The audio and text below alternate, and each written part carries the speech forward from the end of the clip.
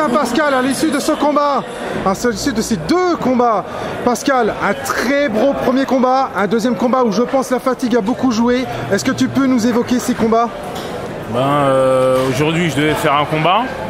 Il s'avère qu'il y avait un deuxième combattant qui était libre, qui ne pouvait pas combattre à cause d'un problème de poids de son adversaire, un peu plus lourd que moi, de 3-4 kilos, donc je l'ai accepté. J'ai fait mon premier combat contre un adversaire et j'ai gagné assez rapidement par guillotine.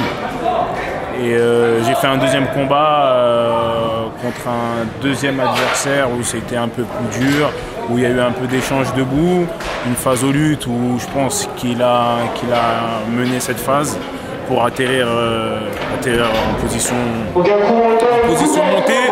Malgré que je l'avais dans la garde, j'ai pas pu le soumettre ou tenter un renversement, j'ai pas réussi. Du fait qu'il avait pas mal de force aussi, je pense, un très bon combattant.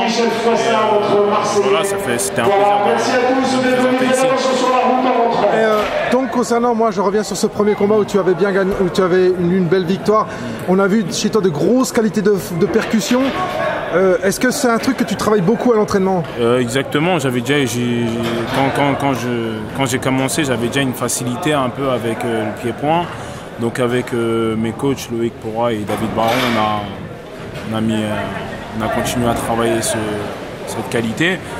On s'est aussi déporté aussi vraiment tout ce qui est sol et lutte. Mais quand je suis debout, c'est le moment où je suis le plus heureux.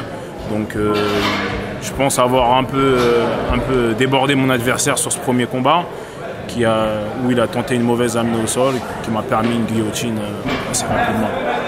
En tout cas, donc on te souhaite tout le meilleur pour la suite. Bravo à toi, 2 combats en une soirée en MMA, c'est beaucoup.